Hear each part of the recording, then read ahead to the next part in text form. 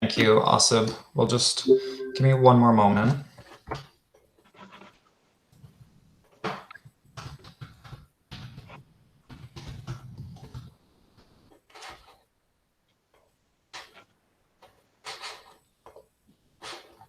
One, two, three, four, five. Yeah, okay, that's good. So I just emailed you all a link for when we're moving into the in-camera portion of the meeting, so we can use that later. So in the meantime, looks like we're all set up. I'll go ahead and call this meeting to order at, oh, Asib, you started the recording. Yeah? Okay, cool. We'll call this meeting to order at 3:02. And before we get started, we would just like to respectfully acknowledge that the SFSS is located on the traditional unceded territories of the Coast Salish peoples, including the Musqueam, Coquitlam, and Katzie Nation. Oh, pardon me, Squamish, Tsleil-Waututh, Coquitlam, and Katzie Nations. And unceded means that these territories have never been handed over, sold, or given up by these nations, and we're currently situated on occupied territories. And remembering that we're all working from different locations, that might be from within the Lower Mainland, the province, from within the country, or maybe even around the world. And so just making sure that we're taking the time to acknowledge the lands in which we're privileged to work on today. And also making sure that in the midst of the COVID-19 pandemic, that remembering that Indigenous communities are some of the most disproportionately impacted by the coronavirus pandemic, and that we're standing in solidarity with Indigenous communities at this time. And so we will move into the roll call of attendance. So we'll start with the president, first of all. Hi, everyone. This is Asib. My pronouns are she and her. All my access needs have been met as of right now, but my internet is a bit wonky, so if I'm cutting in and out, please let me know.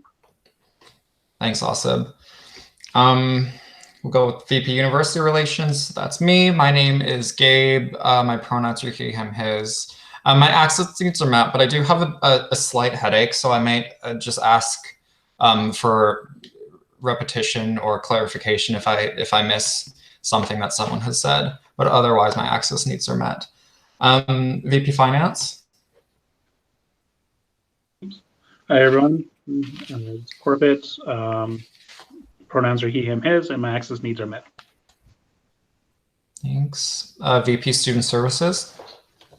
Hi, everyone. It's Matthew. My pronouns are he, him, his. As right now, my access needs, I've been sitting all morning, so if I turn on my camera, I'm probably just standing. I'm pretty sore from sitting here, so just a heads up. Thanks, Matt. At-large representative. Hi, my name is Bilqis. She, her, hers, and my access needs are met. Thank you. We also have our science representative sitting in on the meeting. My name is Wei Chen, pronouns he, him, his. My access needs are met. I just had to leave at 4:30. Cool, thank you. We also have society staff, campaigns, research, and policy coordinator. Hi everyone, it's Sarah, she, her, and hers. And I've had a migraine for about the last 2 days, so if I'm a little bit quieter than usual, that's why. Cool, thank you, Sarah. Executive Director. Sorry about that. Hello, Sylvia, she, her, hers. I'm waiting from, access needs are met, but I'm waiting for a call back from my doctor. So if you're talking to me and I can't respond, it's because I'm probably on the phone with her, and I'll type it on the chat. Thank you. Thank you, Sylvia. Executive Assistant. Hi everyone, Shanika Blake, pronouns she or hers. I've been in meetings all day, so I've been sitting all day. So my focus level may not be as it usually is. Okay, cool. Thank you, Shanika. I think that's a running theme among all of us, so we'll keep that in mind. So we'll move from the roll call of attendance into the adoption of the agenda. Item 4.1. Would anyone like to move the adoption of the agenda? I'll move. Corbett. Corbett moves. Would anyone like to second the adoption of the agenda? Matt, thank you. Is there any discussion on the adoption of the agenda or any amendments? Looks good. All right, seeing none, I'll ask for unanimous consent on the motion. All those in favor, if you dissent, just please unmute your mic. All right, seeing no opposition, the motion is carried. So we'll move into, and we have no minutes to receive today. I don't believe the last meeting minutes are completed yet, so that will most likely be brought to the next governance committee meeting. So we'll move right into, Kristen is here, good.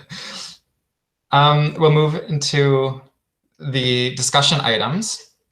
So first of all is AGM planning. And I just thought that as a point of information for the committee, Asib and I and Shanika have been in discussions about our AGM in the fall, and we have a tentative time period that we would like to hold the AGM, and I believe right now it's just dependent on dependent on the auditor. So that is, pardon me, I just need to check, in the last week of October. So within our bylaws, I believe we have to hold the AGM sometime between the last week of September and the last week of October. And so we've decided to do that in the week of October the 26th. So that's that. I didn't have any substantive things to discuss regarding the AGM. I think I'd just like to ask the question. Of course, we need to strike some kind of AGM working group or committee of the board. When about should we be doing that, and what's that going to look like?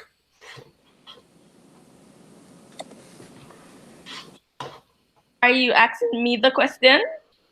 Anyone who knows the answer. Well, we should actually start the planning about now. Like now is the right time, but I figured that we won't have much planning because most of the planning was usually with SFU in terms of risk assessment and planning for the location, etc. And since we'll be virtual, we won't be doing such intensive planning. But as soon as possible will be good, so we can do our trial and error amongst ourselves. Sounds good. Sylvia? I was going to say exactly what Shanika just said. I don't know if you all received article that I sent you about virtual AGMs. Mm-hmm. Yeah, okay. Cool, thank you. And I've signed up for that workshop as well. So I'm looking forward, and I believe Matt has as well. So we will, yeah. And Corbett, amazing. Okay. And also, okay, all of us. So we'll be well informed when it comes to that. Sorry, who else is on the list? Corbett, do you want to speak? Yeah, I was just going to talk about my part in related to the AGM. As VP Finance, I have to deliver a financial report, and that will be created during the summer, but also I believe will require the audit to happen first, and that is started to be work. That will be started fairly soon. We've mailed out the relevant forms to get the auditor be able to have them start their job. So yeah, that's really about it. But mostly just that I also kind of want to mention that AGMs have a core batch of business we have to do, various types of reports we have to receive, approving an auditor for next year, etc. So that's going to be worked on over the summer. Thank you, Corbett. Asib? Yeah, Corbett covered most of it, but I was on the AGM kind of planning group last year, and there's a couple of reports that do have to come from the board that we'll be working on hopefully in the near future. So yeah, I think the Vice President of Finance does a particular report. The President typically does a report as well. This one's going to be online, so it's a bit different. So I will make sure to take some good notes from the session. But yeah, there's an update to the Societies Act that allows for online AGMs in light of the pandemic. So hopefully things will be fairly smooth. And I'll be there, obviously, very involved in the AGM planning process. So feel free to touch base with me if you have any questions. Thank you, Asib. I think another thing that's worth mentioning too is that in the past, or some AGMs, not all, but this past one, the society has looked to a parliamentarian or someone with more experience chairing large groups of people to to act as presiding officer over the AGM. And I think a decision that was made was to have a board member chair the AGM this year, as it'll be online, and it's much easier to chair a meeting when it's online as opposed to large crowds such as in-person AGMs. So that's something to think about as well. Is there anything else that should be on our radar regarding the AGM right now? And again, that's a question just addressed to anyone who knows. No, but as soon as we have the committee, then we can start the planning. But as of right now, no, there is nothing else that should be on our radar. Just a reminder once again that we have to give the proper notice, so that we have to work from the date that our AGM will be held backwards to make sure that we are giving correct notice to the members. Yeah. Mm-hmm. Yeah, and also speaking of working backwards, that also goes the same for our bylaw review. And I think some dates that, the reason we've been talking about the dates of the AGM, obviously we need to know, but also it's relative to our bylaw review, and that we needed to know the date for the AGM to kind of plan backwards for when we want to do the board consultation with the bylaw consultant, as well as having a student town hall to do a more thorough student consultation on the draft set of bylaws that have been drafted. So that's something to consider too. I believe we have a date already set for the board consultation for one of our development sessions. I don't remember exactly which one, but I believe also sent that message out. I don't. The 12th, June the 12th. June 12th? Okay. Perfect. So in 2 weeks, perfect. And so I think the next thing that we just need to do is set the pardon me, I can't speak today. The town hall date. Cool. Is there any more discussion on this before we move on? Perfect. So we'll move into the governance restructuring discussions. Discussion item 5.2. Now, I guess before I start, I sent out a number of documents yesterday, and I recommended that you all read the information note briefly before you read any of the others. And I just would like to kind of go over some of that now. So after our last governance committee meeting, we kind of just delegated tasks to different members of the committee based on the discussion and what needed to happen. And as part of that, one of the tasks was going through the 2015 policy manual of the SFSS and going through it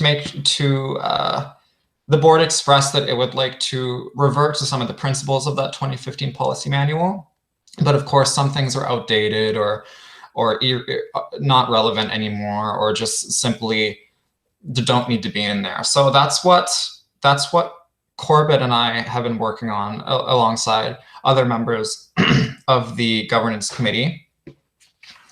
And that's what I included in the email that I sent out yesterday. I sent you all the 2015 policy manual if you hadn't already seen it, but I also included two other versions of that, one with the edits that Corbett and I had made directly imposed on the original document with strike-throughs and everything, just showing what the original document said and what we would have liked changed. And then the third one was just removing all the strike-throughs so it was easier to read. Now, something to note is that the original policy manual was composed of 3 different sections: rules, standing orders, and administrative policies.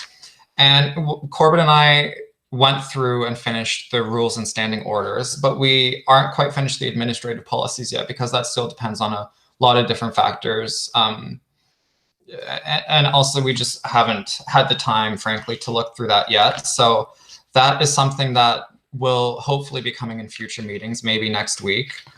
And of course, everything that has been edited in the policy manual has been in regard to some of the, or with consultation to some research we've been doing.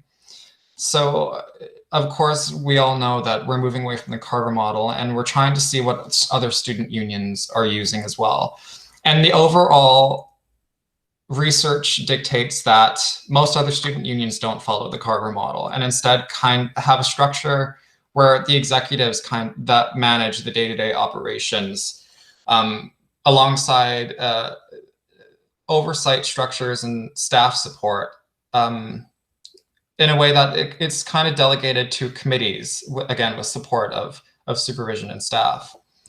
And in most cases, the day-to-day HR work is delegated to senior staff members, senior management staff who supervise, who work with the president and the executives. Pardon me, my computer is acting up. So that, again, was the general theme that we followed when we were going through the 2015 policy manual. And of course, things will change as we kind of solidify what model we'd like to use, but that scheme was what we followed. And so, of course, I'd like to go through some of the changes we made to the 2015 manual. But before we get started, and of course, I'd love Corbett to jump in if he has anything to add.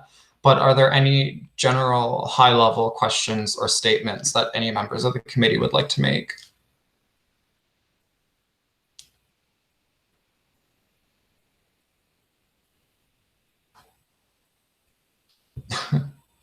None? Cool. That sounds good. So, and I hope my briefing note was clear and not too confusing. I was trying to figure out the best way to kind of compile and summarize all the changes that were made.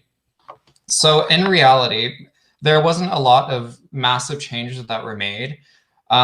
When we look at kind of the rules portion of the policy manual, most of it was just clarifying some wording. A lot of the manual referred to committees that don't exist anymore or aren't a common practice anymore. So we changed those to reflect more modern day committees. For example, there was reference to a Constitution and Policy Committee.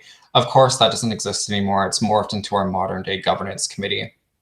And that happened too with other committees such as FAC and the Accessibility Committee. And there was a number of clauses that we removed in regard to certain operational yeah, I'll get to that in a minute, but sorry, again, this is my brain kind of not working today. But just going through this.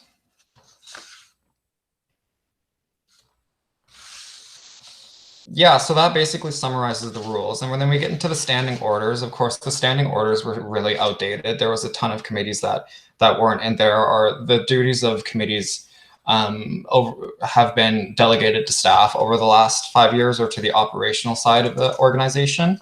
So some of those had to be removed completely, but some of the terms of reference for the committees we took out were added to other committees. For example, the remuneration committee, a few clauses from that terms of reference were added to the finance and administrative services committee. And that's also another good thing to mention is that a moment ago, I just spoke about how some operational oversight was delegated to committees. In the 2015 policy manual, it wasn't called the Finance and Audit Committee. It was called the Finance and Administrative Services Committee. And it did have a lot of operational oversight duties. And right now, that's the way we've kept it, because that's the way we see it. We see the structure moving toward, and of course that might change as we go along, but that is an important piece of information. And some committees such as Vancouver Campus Committee, the first year engagement committee obviously didn't exist back then, so those were added as well. So that's my very brief and probably very minimal summary of some of the changes we made. I'd also, and I don't know if I've already said this already, but the administrative policies part of that hasn't been completed yet. And we're also looking at that in conjunction with the current operational policies of the society. And a lot of it is the same. So it's kind of just taking that and merging it together. And of course, and I've said this multiple times, but it depends on the models in which we decide and how that turns out. So I've done a lot of talking.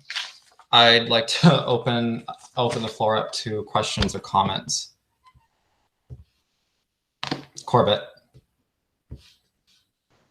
Thanks, Gabe. I just want to talk about some of the things that were basically just from 2015 that haven't necessarily changed much, or just ideas behind it that I think it's a good idea for us to get back.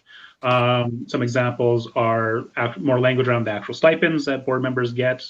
They used to actually, I believe for a very short time, they were in our board policies, but then they got removed randomly sometime between 2016 and present. Just having a little bit more clarity on what's, like, for more transparency on what our board members receive for stipends. Having the ability again to, if you were doing extra work, because I believe in our collective agreement, there's language around board members that work on the labor committee for the negotiations get an additional stipend and stuff. Having similar language around if a board member has to go above and beyond, they can receive an additional remuneration. I think in the past, this was for situations where, like, say, a board member resigned and another board member had to take over their workload. They would get some recognition of that extra effort. Things like we have the ethical standard of conduct for members. A lot of this is similar to our code of conduct, or this is kind of like a proto version of our code of conduct and conflict of interest language. In the future, I see this being expanded and merged better in with our current some of our board policies that revolve around this language. Simple things like saying that, what the side records probably are and the failure to return it, for board members to return this up, it's considered theft. It sounds very, very dramatic, but I think it's important for especially board members to understand that the stuff they get, the computers we use, the emails, the Google Docs and stuff that we get, we may make them during our year, but they are not ours. They're property of the society. They're there to benefit future groups, because and that they should be reminded of that, because I've heard some stories from some past boards members, not necessarily in the last 5 years, but previous years, where that kind of ideal was not respected, and that caused harm for the next person going into that position. So one thing I just generally liked a lot more about some of the older policies was just some of the stuff was just more detailed, more specific items to them. I don't have a big giant list in front of me, but I am scrolling through the policies and stuff. Generally, some of the clauses I found were, especially originals, were sometimes overly wordy or not necessarily easy to clean. I'd love to go. My plan is to go through this and do another pass later to do another round of readability. I'd love to get actually maybe some other people's perspectives that have less experience with governance language to see if there's ways we can improve our readability to make it easier for our members to understand what we're doing, so doesn't feel like we're hiding behind some kind of legalese or jargon, too much jargon, right?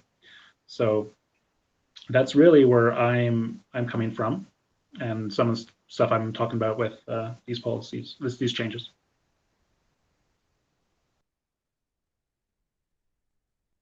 You're muted. Thank you. Thank you, Corbett. Asab?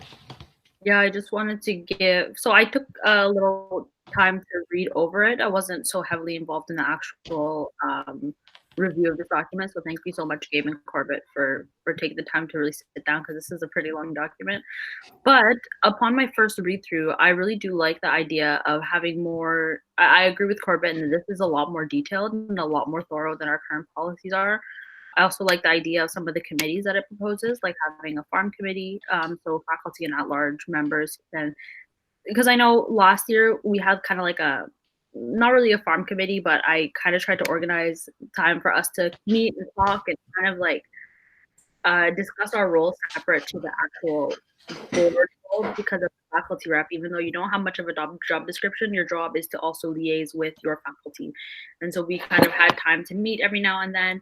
It wasn't formal, so unfortunately it dropped off in the later part of the year, but it was an opportunity to find out like what kind of support we could provide for our DSUs and FSUs respectfully. So that was quite nice. And then also the labor committee caught my eye, simply because the collective bargaining is probably something that's going to be happening this year, that I think have a, even if like the actual bargaining committee is not made up of these exact people, I think it's still helpful to have that as like a side committee to actually decide like, okay, we're going into this collective agreement bargaining, or even just making sure that we are fulfilling our duties and responsibilities that are set out.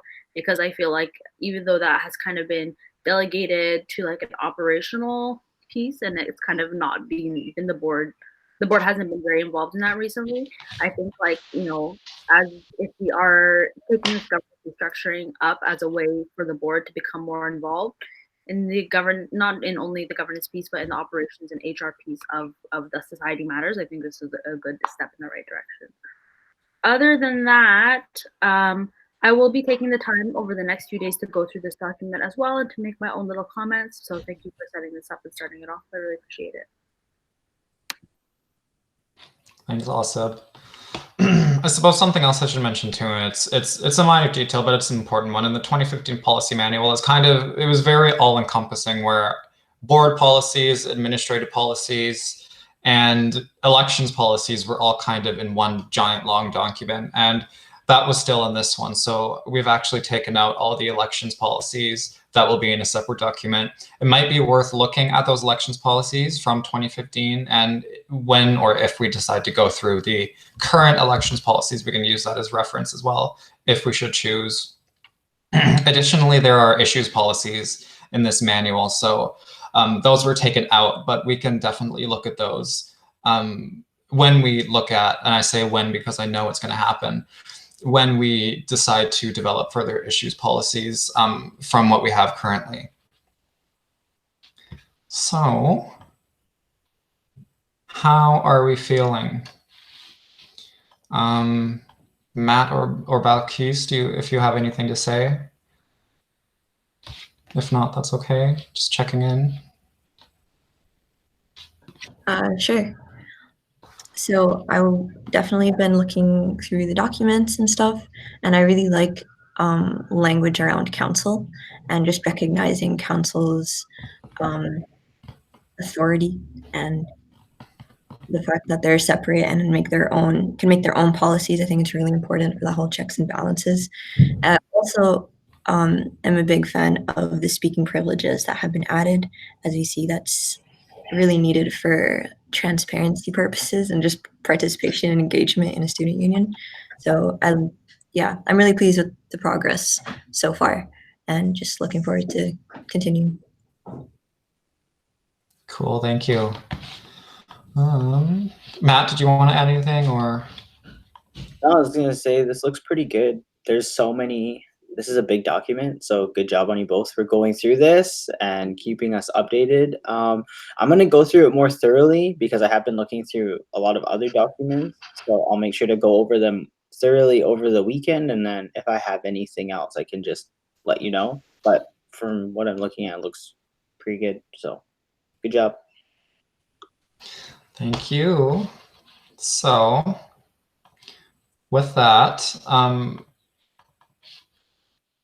This, what we have now and what was sent out to all of you is in very, very rough draft form, still in the process of going through everything. And as I said, we still haven't even gotten through the administrative policies. So I'm hoping that, well, what will happen is that myself, Corbett, and I'm hoping all other members of the committee will be able to go through the rest of it, including the administrative policies. And hopefully we can get something solid in by the next governance meeting. And we might even be able to bring it to the board after that meeting. So I'm very optimistic about the work that is to come, and very proud of the work that we were able to do in the last week. So yeah, that's all I have on this matter. Is there any further discussion before we move on?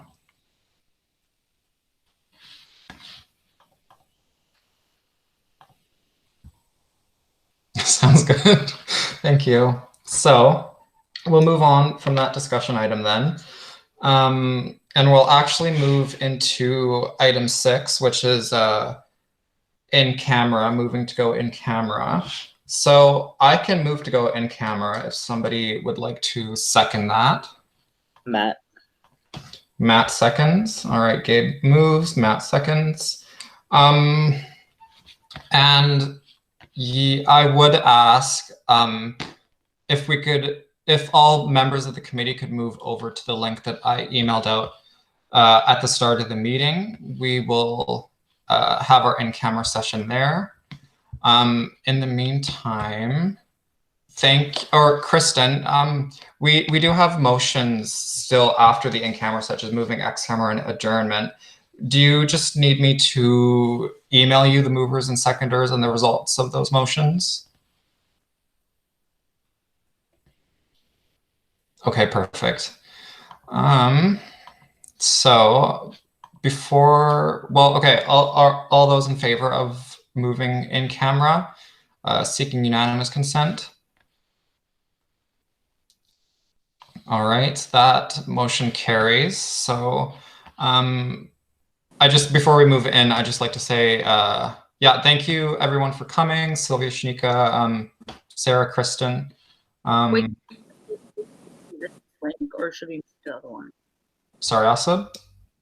Can we keep using this link after the non-board members leave? I can, if that's easier.